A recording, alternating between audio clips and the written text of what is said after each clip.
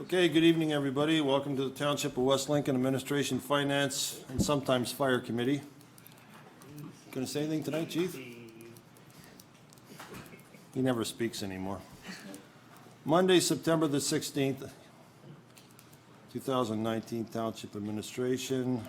Please, everybody, all cell phones, pagers, and PDA to be turned off. Although you can text as long as you don't make any noise. I think it does happen to go on around here, so as long as we don't hear it, I don't think there's anything wrong with it. I am your chair tonight, Mike Rayner. Any change in order of items on the agenda from any members of committee at this time? Seeing none, moving forward, disclosure of pecuniary interest and or conflict of interest from any members of committee at this time. I'd like to make an announcement also that Councilor Riley has bought some cookies, so for those people who would like to have some cookies, he's got some over there for you, and I hear they're nice big smiley ones, is that correct? Yeah, Tim Horton's actually introducing a new environmental top on their coffee container they announced this morning. Oh, really? Yeah, it's supposed to be more environmentally friendly. I'll find out in the ditch next week what they're like. You should bring it to us. I will, just like the A&W bags and everything else. All right, appointments. Item A, 51-19, Megan Burtbeck, Climate Change and Sustainability Coordinator, PowerPoint presentation, Corporate Energy Consumption and Demand Management Plan. Megan, good evening, welcome. Thank you. The floor is yours, dear. Okay. How do I? Okay, great.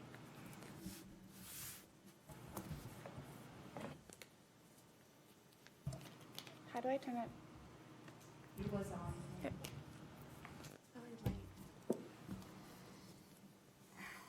Okay. Okay, so Mr. Mayor and Council, thank you for having me here. My name is Megan, and I'm the Climate Change and Sustainability Coordinator here at the Township. So tonight I will introduce myself, what I've been working on up till now, and what work is to follow. So a quick blurb about me. Over the last decade, I've immersed myself within the Niagara region. As a graduate student, I worked on environmental economics, focusing on flood perception of residents. As an employee, I worked for the town of Lincoln, doing sustainable transportation initiatives. And as a volunteer, I am working with the Niagara region on advising their official plan as a resident. And as an explorer, I like to go see the different agricultural and rural features in the Niagara region. So my position goes until April 2021, and every 6 months, I'm to report back to the Federation of Canadian Municipalities on these 4 milestones. The first milestone report was due August 21st, and the highlighted box shows what I had to report on. So just quickly, over the last century, the global temperature has been increasing with exponential increases over the last 20 years. What this means is there's a whole generation of citizens who have never experienced the modern ideas of what a Canadian climate looks like. And the increase is diagnosed from the Industrial Revolution, basically. So I asked senior management team what they thought of climate change, and these were some of the main words that they put together. The bigger words in the middle were repeated by different members of senior management team. So when discussing climate change, it can bring about different emotional responses from different people who you talk to. What is important to diagnose is that climate change is recognized by most people as an issue, but is not their main concern, mostly. So what we need to frame the conversation as is that climate change will bring about other impacts other than just on the environment, such as public health and the economy, which you see in the asset management plans of maybe having to pay more for assets sooner than before. But with collaborative efforts, realistic solutions can be undertaken to address the impacts of climate change.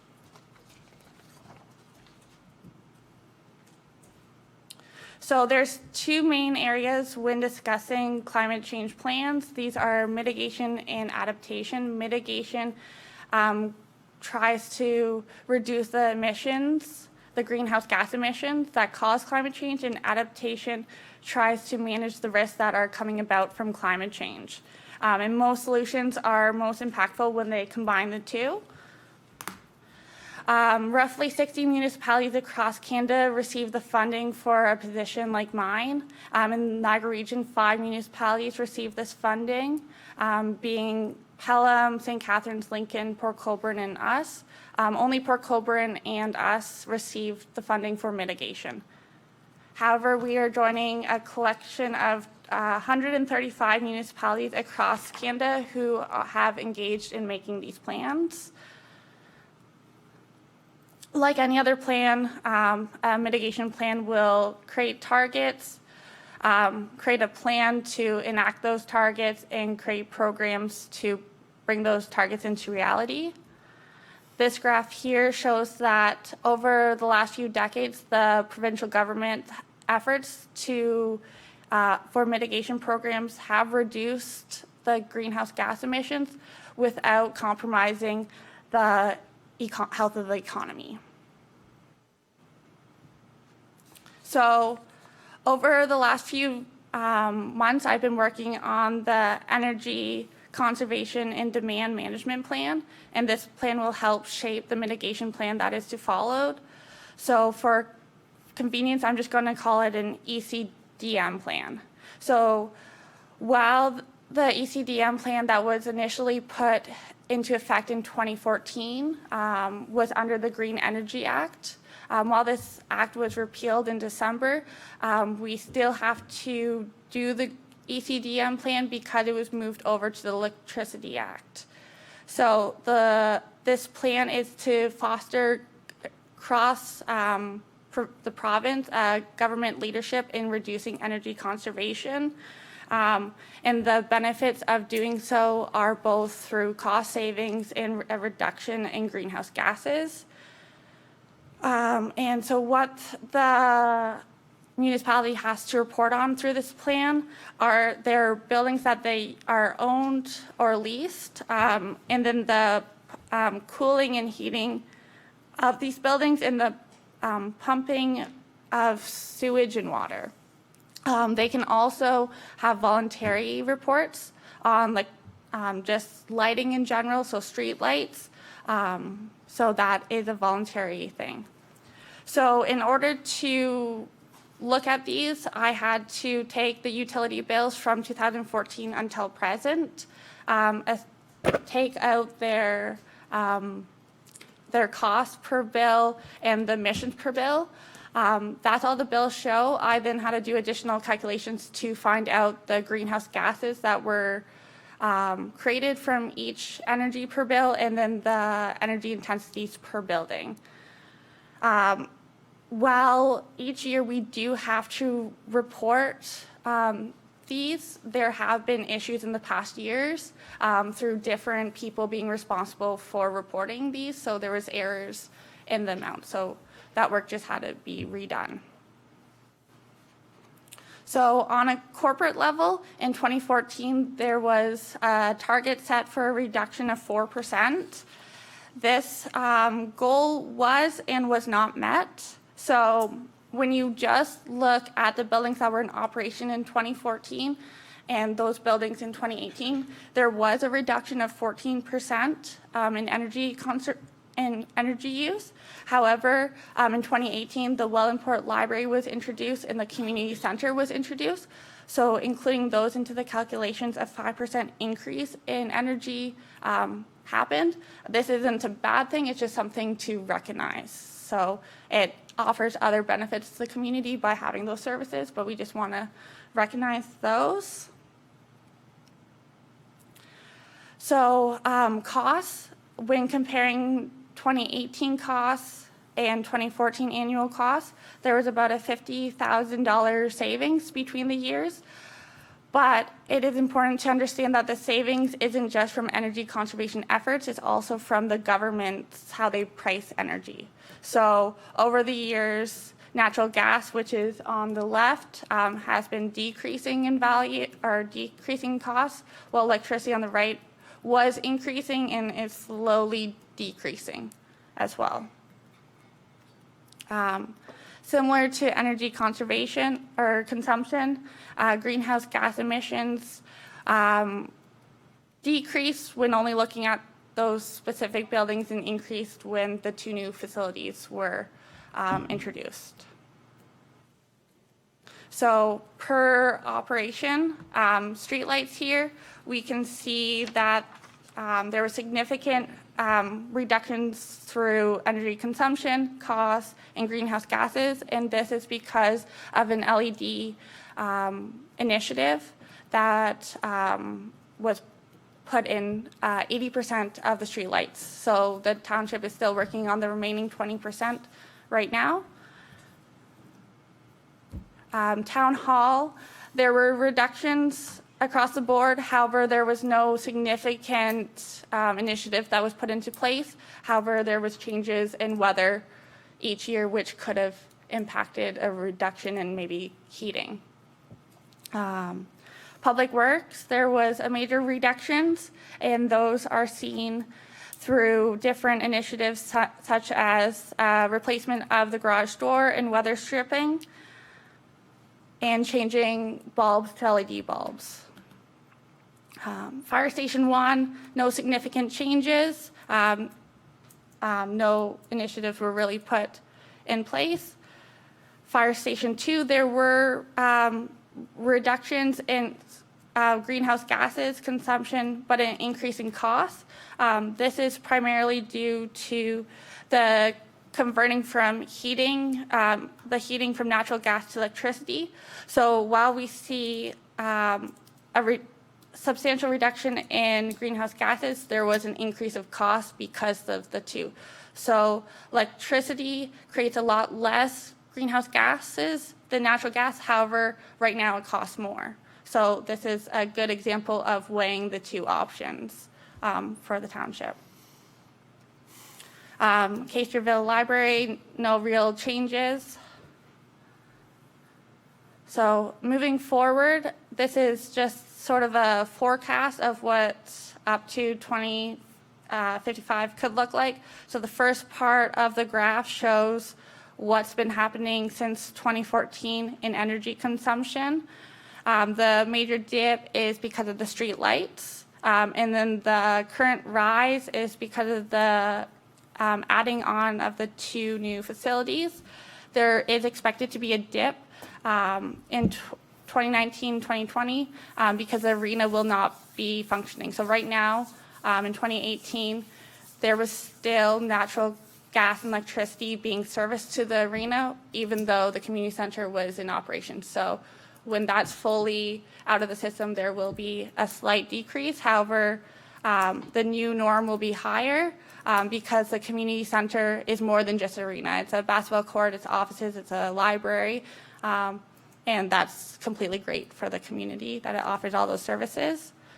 But so starting in 2020, that's when we'll really see where the township's energy consumption could go. If we wanted to get back to a 2014 level in energy consumption, that in the next 20 years, that would require a 2% decrease annually.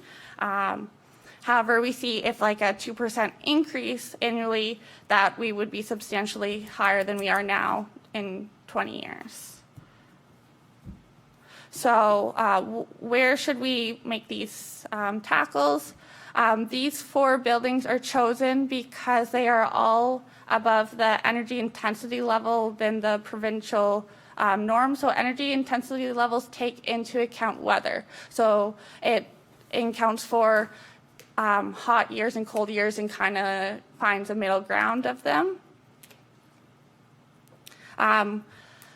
The administration building, which we currently are in, is much higher than the other 3, not by too much, but is much higher than the provincial norm than the other buildings. Following that is Public Works, Fire Station 2, and then Fire Station 1. So Public Works has already had some retrofits done. Administration hasn't had too many. So this is just an area to think about where to make initiatives. So corporate next steps is putting together a green team that will actually meet on a regular basis. A successful team will take into account people working directly with initiatives and can implement them. The provincial government is really suggesting changing behavior, not just putting in different technologies. So making sure that all staff know that what their day-to-day actions can result in energy consumption initiatives, like leaving an overhead light on when you're out of the office for an hour, or leaving a fan on when you're out of the office, or even those heating things to keep your feet warm. So just changing little behaviors is important. From the 2014 plan, there were 26 initiatives put in place. 8 were accomplished, and 8 is a good number. I suggest for right now, continuing working on that plan that was already approved on the other ones, working on both low and high hanging fruit. So the low hanging fruit will give us our quick wins, but once those are all done, it's only the high hanging fruit which will cost more money and be harder to put in the long term. So if you kind of do a mesh, it'll be easier to continuously implement. So this plan helps educate the mitigation plan, which then will look at fleet, garbage, and all other aspects of the corporation, not just the buildings and the lighting. So next steps for you is to approve the plan that was put together and sign it. And then I'm done. Okay, thank you. Any questions from members of committee at this time? No, I have one. Okay. To the fire chief, I believe capital budget, and I'll also ask the director of finance to replace Station 2 next year. There is money in the budget. Is that not correct? Through to the director of finance. Through you, Chair Rayner, I believe it is either 2020 or 2021. Yeah, I believe it was 2020, so I think you can take Station 2 out because this is coming to the end of 2019, and theoretically that building shouldn't exist in another year or two. Yeah. Any further questions? Okay, thank you for your presentation. Okay, the next is agenda. Any member of the out in the public, you have 5 minutes to address any issue that may be on the agenda tonight. Response may not be provided, and the matter may be referred to staff. Is there any members out in the public which do? Yes, sir, if you'd like to step forward, please. State your name and address. My name is Evstathios Terloukas. I'm here on behalf of 7452706 Ontario Incorporated. Could you please move to the microphone? You got a spot right there. Only because it doesn't pick you up if, Yeah. Yeah, it's on. Do you want to repeat all those numbers? Because you got a lot of numbers there. I'm sure our clerk wants to get them down, please. Yes, good evening. My name is Evstathios Terloukas. They call me Steve. I'm here on behalf of 7452706 Ontario Incorporated, located at 198 Griffin Street North. I'm here with my wife tonight because we received a letter from the township regarding a tax dispute we were having with the township. I thought it was a bit unusual that they would tell us to come here tonight. Basically, our building was reassessed as being all commercial when in fact it's a dual-use building. It's always been a dual-use building. I have no idea why it is that they have reclassified it as being fully commercial. So basically it's commercial on the first floor, residential on the second floor, which is, it's been like that for 40 years. Okay, I think we should stop at that point. I find it difficult and hard to believe that this would have to be a public matter. I do as well, by the way. I wish to ask our clerk first Yeah. to see why this got to where it is, because this seems unusual to me. I received a letter in the mail saying that the issue would be possibly discussed this evening. All right, the Director of Finance, could you please respond? Through you, Chairman Rayner, I believe you're referring to an application you made, a 357 application to have your assessment changed? Yes. Okay, the letter stated that it would be discussed this evening, but there was no need for you to come. I apologize Okay. if that's how it was interpreted.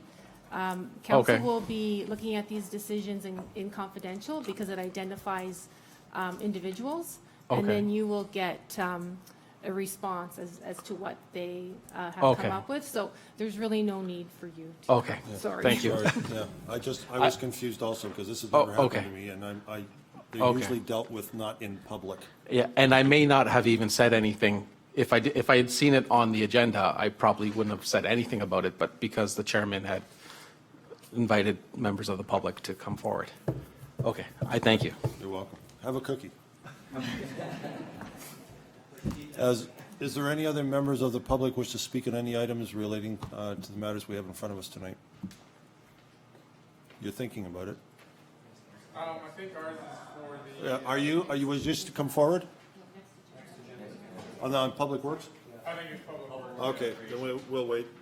Councilor Chumbetta will be able to deal with that for you. So that completes, I guess there's nobody else out there. Consent agenda items. All items listed below are considered to be routine and non-controversial and can be approved by one resolution. There will be no separate discussion of these items unless a council member requests it, in which case the item will be removed from the consent resolution and considered immediately following adoption of the remaining consent agenda items.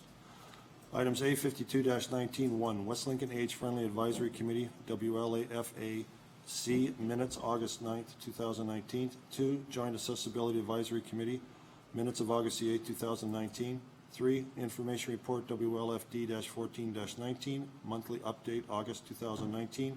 4, Information Report RFI-T-21-19, August 2019 Budget Status Report. And 5, Recommendation Report RFD-CAO-04-19, Christmas Break Holiday Hours. The recommendation from Administration Finance Committee hereby approve the following consent agenda items. Number 1, items 1 to 4 to be and are hereby received for information. And 2, item 5 to be and is hereby received that the recommendation contained therein be adopted with the exceptions of any items. I need a mover and a seconder for this.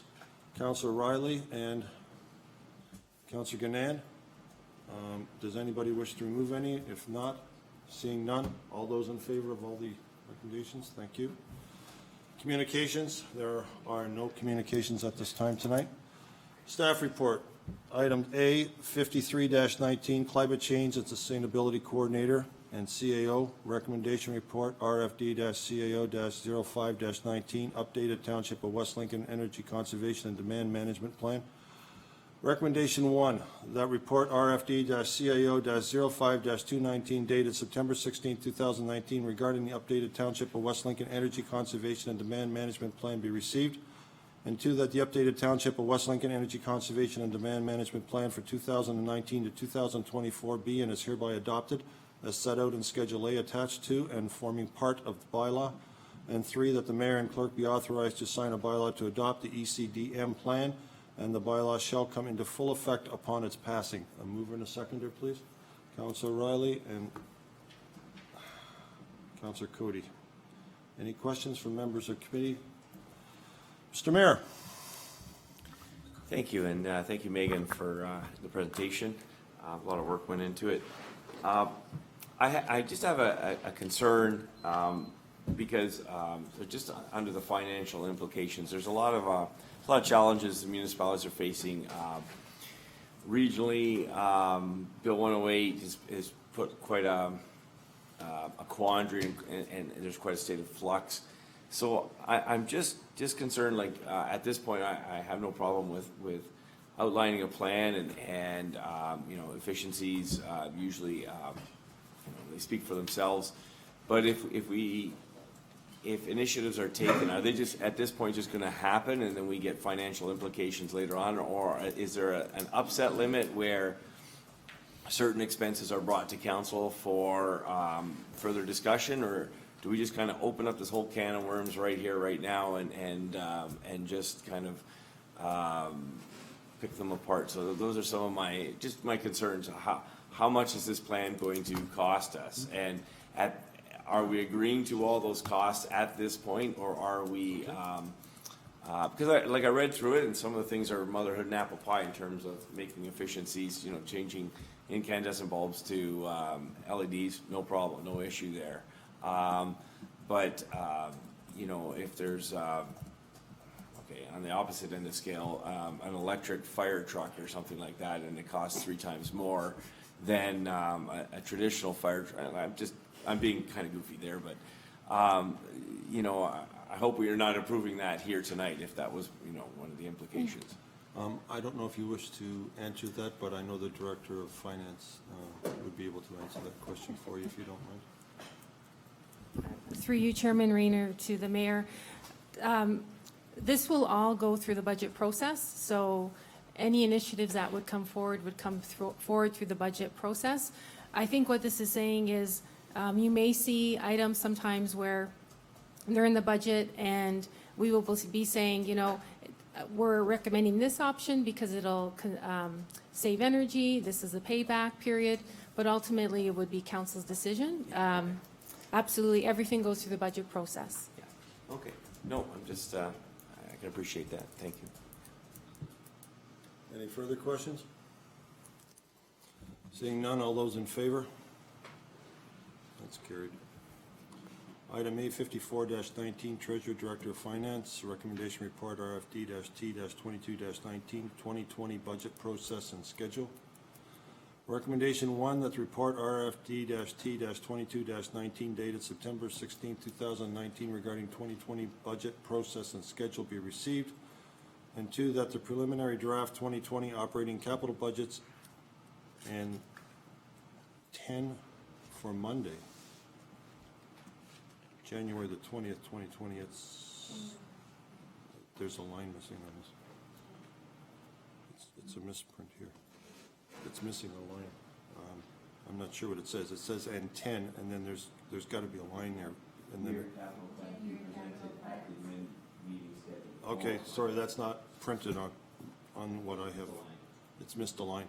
For Monday, January the 20th, 2020, at 6:30, and that a public budget open house be held on Wednesday, February the 5th, 2020, at 7 p.m., and that the draft 2020 operating capital budgets be presented at the administration meeting scheduled for Tuesday, February the 18th, 2020, at 6:30 p.m., which an additional date set for further deliberations if required for Wednesday, February the 19th, 2020, at 6:30, and that the budget ratification take place at council meeting scheduled for Monday, February the 24th, 2020.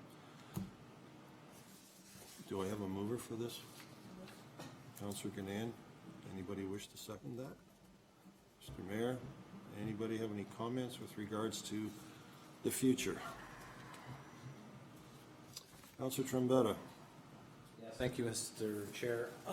Just in the past, through you, Mr. Chair, to Acting CEO, Mr. DeFilippis, we did it before Christmas. How come we're back to the same schedule?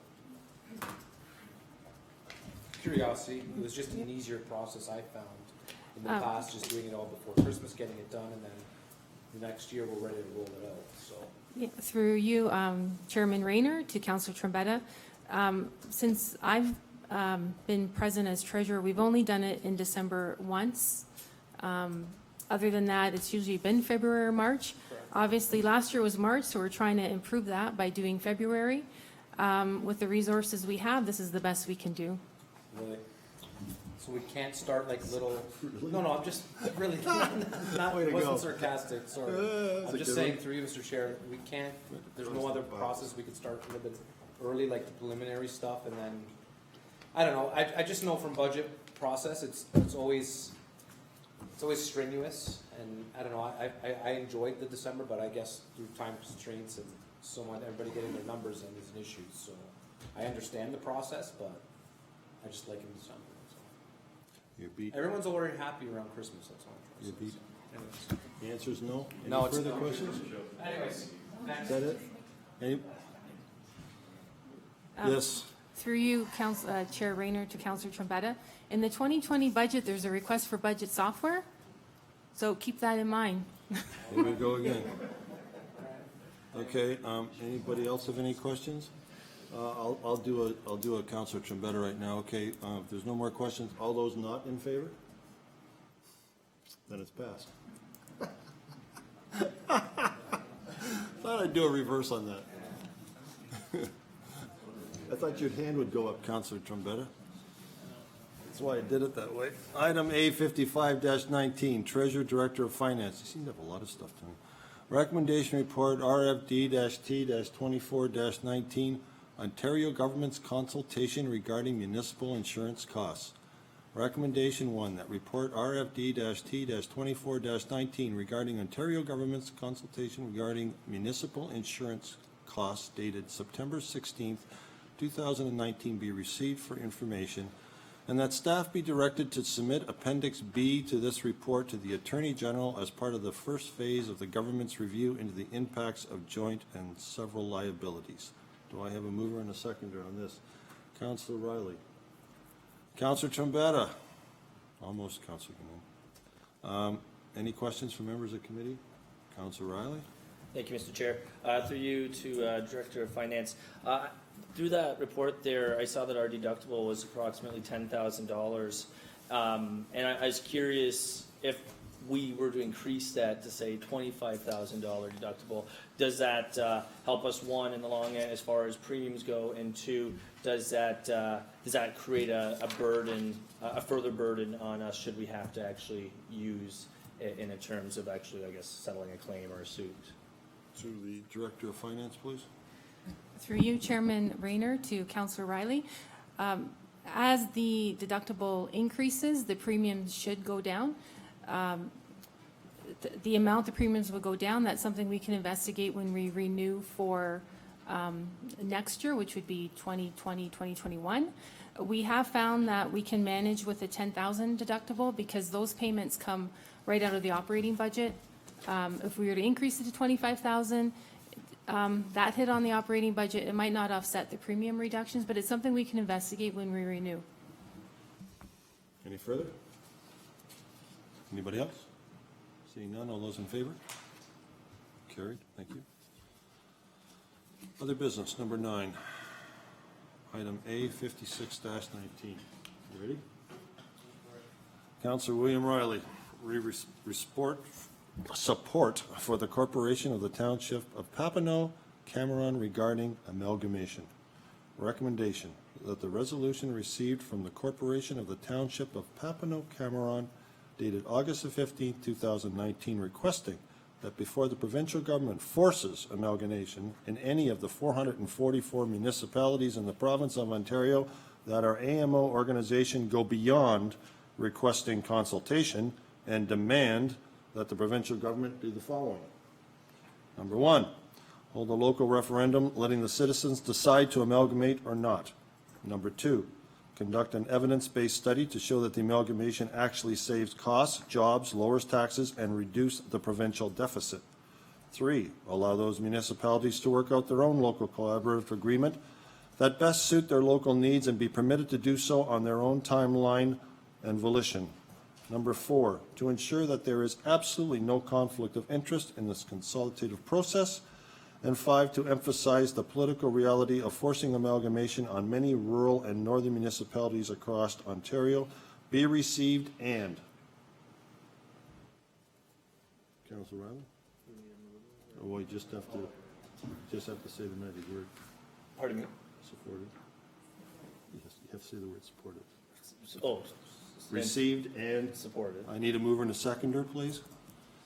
Councillor Cody and Councillor Ganand.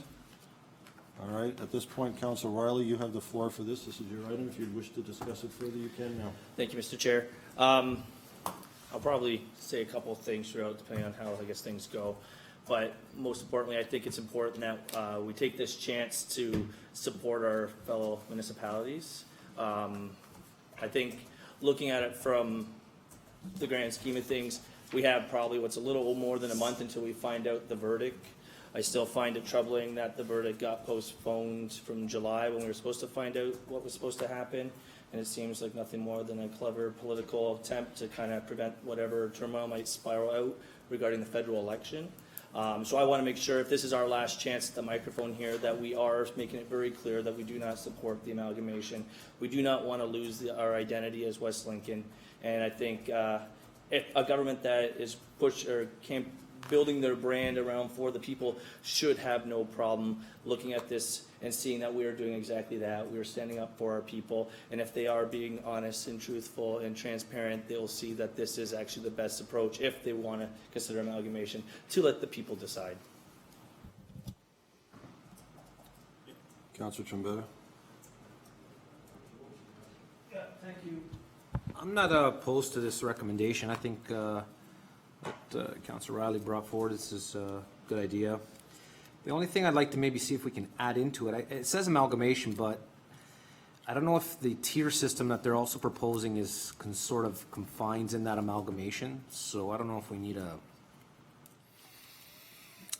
word to say also tier system as well as amalgamation, because what they're proposing in Niagara, we're hearing a bunch of things. They're proposing a one Niagara, proposing a 4-tier system. This just says amalgamation. I'm against both, if you want my honest opinion, so I'm just making that comment. I guess this does cover just the whole Niagara, but, you know, we're hearing, you know, we might get joined with Grimsby, Lincoln, we don't know. We're obviously going to find that out soon, but I'd like to see also a tier, some sort of word to say is either or how they're going to do it. I'm opposed to, so I don't know if that can get put in there. Maybe it's up for discussion. So, Anybody else wish to discuss this besides Mr. Mayor? You want to go on this? Yeah, so I understand the sentiment, and, you know, nobody likes change, and, you know, the CAO, Madam CAO, and myself have had opportunities to speak to the gentleman, Fenn, and I can't come up with his name right now, Sealing, yeah.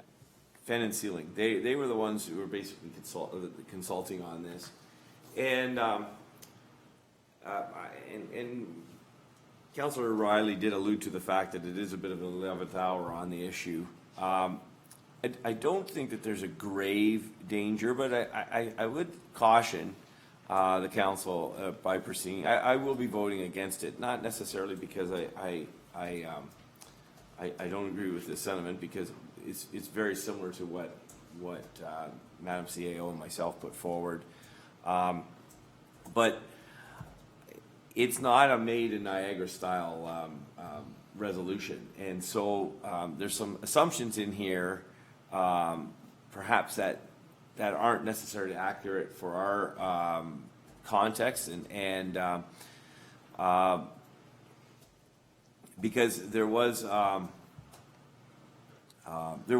very thorough consulting process. We don't know, they took our information, and they kept their cards very close. We don't know what the outcome, and as Councillor Trombetta has mentioned, we really don't know what the shape of Niagara is going to be. There are a lot of things that are batted around. We've had this discussion before, and we've looked at different options in the past. I guess the real challenge has always been for all people is, with the exception of a few people, but definitely the majority of people have always wanted to see some form of status quo and continue to work out efficiencies kind of on the ground in an organic sense. But there's this reticence and yet reality to the fact that if we had to do something, what would we be comfortable with? So there's always that kind of, but a concession. And so that's generated a lot of the discussion about, you know, potentially one direction or another. And I'm not necessarily, I don't support, say, section number 1, holding a local referendum, because I really don't find that to be, well, I understand it to be, you know, very, very, you know, grassroots in its perception. At the end of the day, I find it too easily manipulated. There's usually like a lot of local flavor. Most locals, local citizens kind of agree with what their councils are doing anyways, but it can be very problematic and very costly both in time, resources, and finances. We have done a number 2 already, so we had Environics do studies about some of the implications of amalgamations or otherwise. The reality is, 3 does happen from time to time. 50 years ago, we were an amalgamated municipality between 3 smaller municipalities. So amalgamations do happen, and eventually, and there were reasons for that back 50 years ago. And today, the environment is changed again. So I really find that some of the chunks of this are redundant. Some of the chunks of this are problematic. And so I see the whole gist. I don't think at this time it's really beneficial to put this forward. And I guess my concern is also that I know we did a letter before and we kind of poked the bear, and maybe we want to do that on some of these issues. I don't know. We're going to take up a vote later on, and we're going to see whether we want to poke the bear or whether we want to just kind of let sleeping dogs lie and see what happens in a month. We've had a lot of consultation, so those are some of my concerns that I raised. Having kind of engaged the process, had input with other mayors and put together, and then having the CAOs put together a study. I think that the municipality has done, and I'm talking about the Niagara municipality and the 12 municipalities in it, have done everything that's responsibly required of them. So those are my thoughts and comments. Any further? Councillor Gannon? So I guess I really want to know if there were repercussions, Mr. Mayor, through you, Mr. Chair, of so-called poking the bear. I'm sort of the opinion that it's not a bad idea to remind people that we think this should be a fair process, that we really would like them to look carefully at whether it's actually going to save any money. We know that amalgamations in the past and even some of the Environics things showed us that it doesn't save any money. So I think to say that we've done that study isn't necessarily the end result. So my question very simply is, were there repercussions that you're aware of from municipalities sending letters supporting the status quo? Just to respond really quickly. So this is Niagara's not the only one that's going through this. There are several municipalities, and none of them have been ruled on. So there hasn't been any amalgamations for I think a decade or something like that. Hamilton is probably one of the last municipalities to go in that direction. The point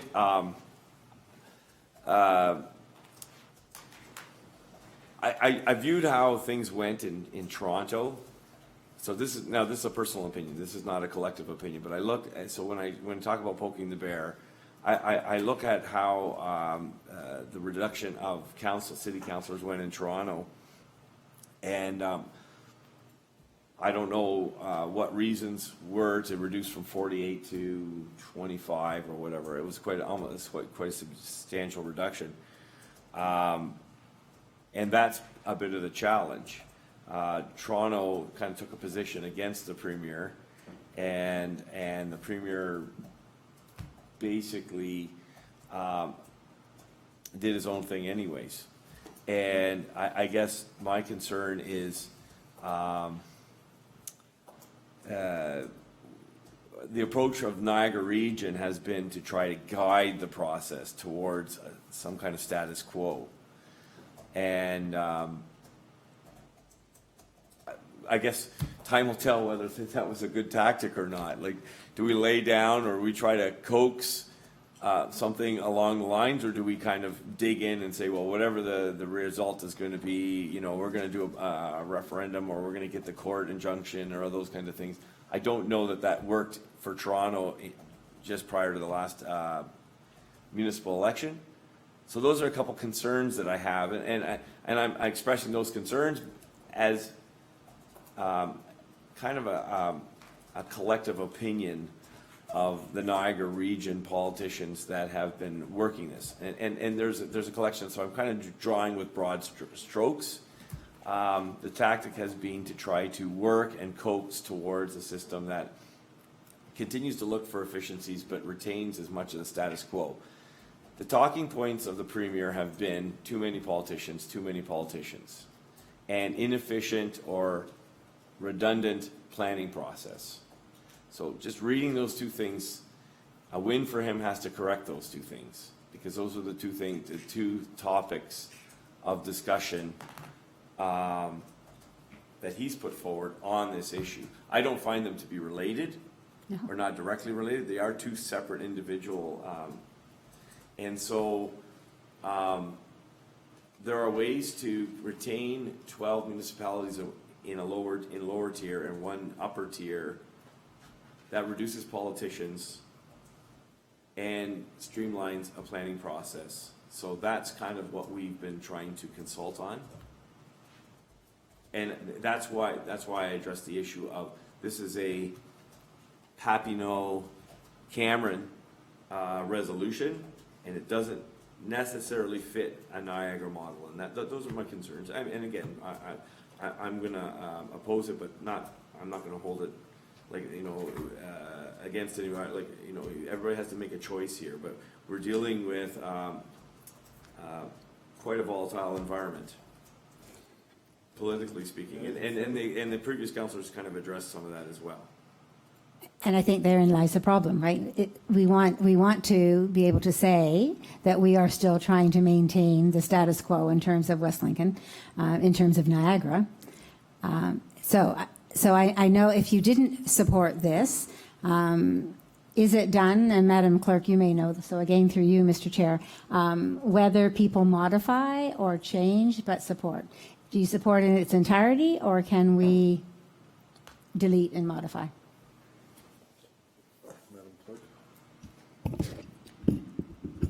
When you bring a resolution to committee, you normally are supporting the entire resolution as is, that is presented by the municipality. So I would say that you normally do not modify it. But if you want to make another, if you want to make an amendment, then I would say that you say in addition to, rather than, you're saying received and support it, but also in addition to addressing if there's extra items that you would like the Premier, the government to know about, then I would add them to that, but not as part of the initial resolution from Papineau-Cameron.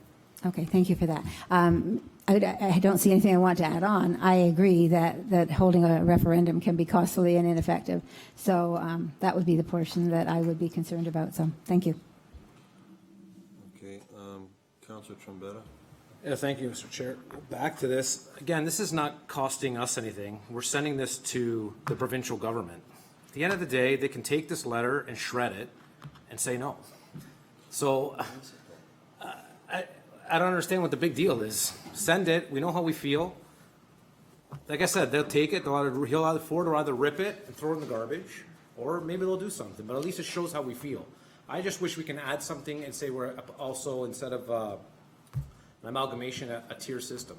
I feel that, and this was last term, we're so cautious on how we look and what we say. You know what? We're here to say what we feel is best for West Lincoln. We're afraid to ruffle feathers, and I found this last term, we can't say this, the region, this, too bad. This is what we're saying. This is how we feel. Send it. You don't like it? Then throw it in the garbage. That's the way I look at it. Thank you. Thank you. Councillor Riley? Thank you, Mr. Chair, and thank you, Councillor Rayner. Or Councillor Trombetta, I can't agree more. I think it's important to focus on the fact that we're showing support. I don't, think that we're indirectly or even directly trying to necessarily embody everything just for ourselves. Again, I think we need to support this. That message needs to be consistent. I think our residents deserve that right when they elected us. They elected us to stand up for them. From people who I've had correspondence with, not that many people are in support of the amalgamation. In fact, the fear is we're going to lose our identity. We're going to get far less for what we're already spending in taxes, and we're going to have less accessibility to councillors. I don't think the provincial government, when the mayor, I guess through you, Mr. Chair, to the mayor, when you spoke about the concerns or the repercussions from what happened to Toronto, I think that's a very different situation in the fact that I think that was a score to settle, and his approach of doing it during the election time. I understand that we went from 47 councillors down to 25, and the point of that was to streamline and speed through so they didn't have to worry about playing politics. I don't think in referring to Niagara as a whole, I don't think Niagara can be treated the same way as Toronto. We're very different, not just geographically, but just in our makeup of what Niagara's about versus what Toronto's about. And so again, I feel like considering they've delayed this from July to October, my only suspicion and just a gut feeling that it has something to do with the federal election, which likely means whatever's cooking is not going to be well received by all, and hopefully I'm wrong. But that being the case, I think it's important to push it, because if the election doesn't go the way the Premier wants, just maybe the letter might stand out a little bit more, seeing the other municipalities rallying behind, supporting each other, and thinking, okay, maybe I need to change my course of action, or my course of direction, because I'm losing people left, right, and center. So I don't think there's anything wrong with supporting this. We're not comparable to Toronto. And if a government who wants to pride themselves as being for the people should actually embrace this kind of information, this kind of support, because we are representing the people, they're same people. And so if they were to kind of penalize us in any capacity, then they're truly showing their true colors, and let the report card be revealed come whatever it is, June 2022, and we'll make sure to remind everybody how they treated our communities during those times. Thank you. You are wearing a blue tie, you know I know. I wear all sorts of different color ties, Mr. that. Okay. Oh, Counselor Cody.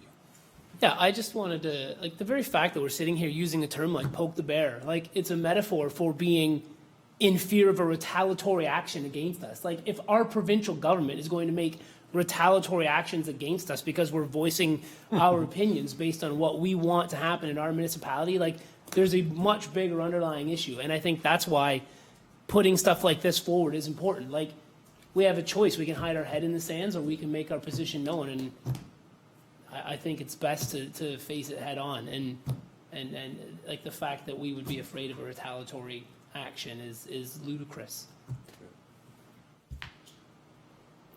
Mr. Mayor, for the second time. Yeah, just, I look, we made our intentions clear.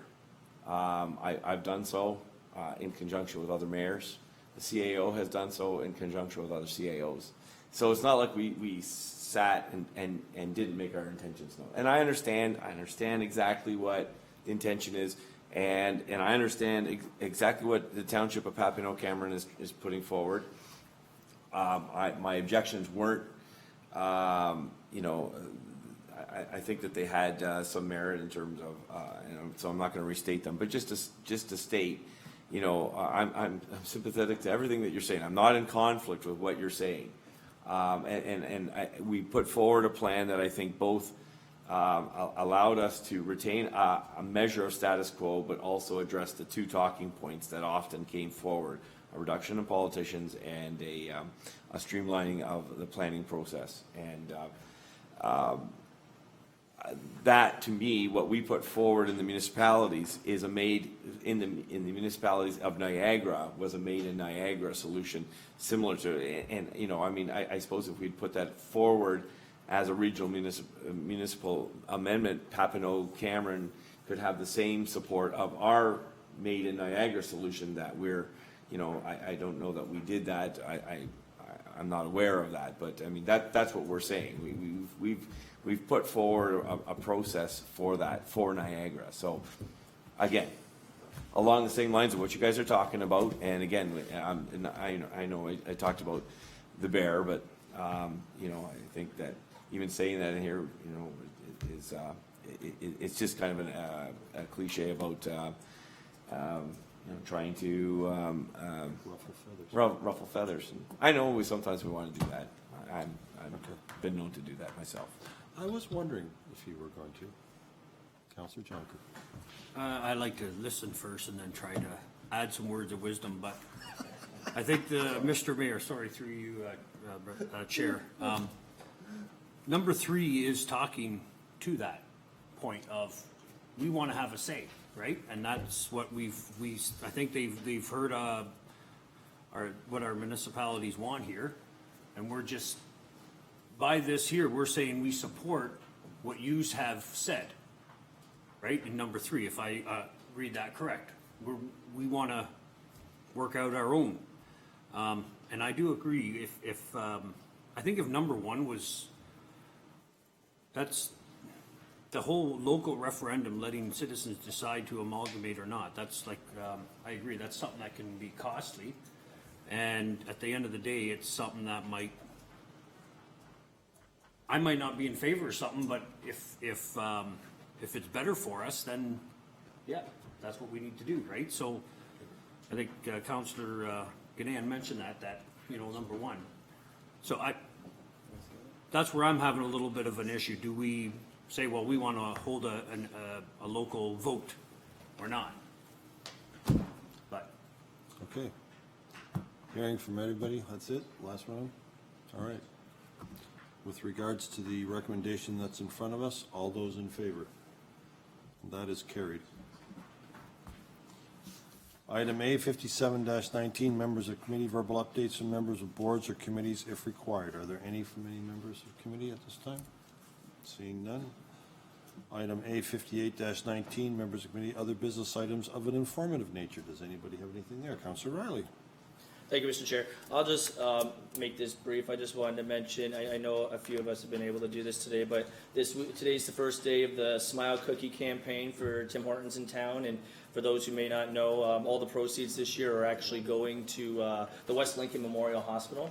So early this afternoon, actually Councillor Jonker and myself, as well as Director of Planning Brian Treble, and I believe the mayor was there earlier before us, were there actually putting smiles on the cookies, and it was nice to be a part of that process. I will say that I think we all kind of collectively agreed that we probably weren't going to follow a calling in decorating cookies. If you get a chance to look over, you'll see a little bit of our handiwork there and understand why. But other than that, I just wanted to make a light comment of that, and hopefully everybody can get a chance to go out and support Tim Hortons as well as this West Lincoln Memorial Hospital this week. Thank you. Thank you. Any further questions? Councillor Jonker? yeah, just to add to that, I'd like to encourage everybody to go out and do that. A lot of fun. You're in the background behind the scenes, but it is an enjoyable thing to do, working with staff there at Tim Hortons, right? And to see the enthusiasm there is pretty impressive. When we left there, it was over 1,000 cookies sold in the first day, so they're well on their way to hit the $10,000 mark. So hats off to them and to the franchise there for stepping up and saying we're going to support our hospital as well. Yeah, thanks. Okay, thank you. Okay. Oh, sorry, Councillor. Oh, I have several. Thank you. There's several. Several. First thing I would like to do is, while the chief is here, mention that we're all very aware that they are running off to a great many fires and car accidents and so on, perform at the fair very well with their French fries. But I would like to point out that Deputy Chief Hofsink encouraged a great many of their firefighters to come to the blood donor clinic this year, which happened just before the long weekend, and certainly helped to up the numbers of the donations that we had going into a very serious time. Lots of accidents, lots of need for that blood. So if you would pass that on, Chief, please, to Deputy Chief Hofsink. I think that was and the guys. I don't know everybody that was involved. I did see the picture, but certainly they did a great job, and it was a really good way to come forward, and people were quite impressed to see that they were there. I'm surprised that so far the mayor and Councillor Jonker have not mentioned the Silverdale. Silverdale, the three of us were there. I was dipping cobs of corn in the butter, and the mayor was husking the cobs. And I think you were just eating this time, right? However, I mention it mainly because it's a group of volunteers, and this time the money that they made was dedicated to going to the Smithville Fort. And so in that one evening, based on donations only, they were able to put $1,300 towards Fort. So I think that, again, was a very wonderful thing for people in our community to step up and do. The next thing is the Terry Fox Run, which was yesterday. Again, really good turnout for people. Really great silent auction that members of our community had donated items, some businesses, some just regular residents who made donations. And once again, the Terry Fox Run was very successful this year with West Lincoln bringing in a great deal of money. And thirdly, I need to ask Vanessa, can I tell the summer news? Okay, so the great news for the library during the summer, which won't be coming to us for another session, so it'll be a little while. I think that everybody needs to know that through July and August, there were 18,300 library uses. So just absolutely a phenomenal job. And 414 children involved in the summer reading program. So kudos to the staff and the wonderful job that they did during the summer in the libraries. So thanks, Vanessa. Thank you. Councillor Cody? Yeah, I just wanted to remind everybody that this Saturday, September 21st, is the fire department open house. So if you have a chance, come out and attend that.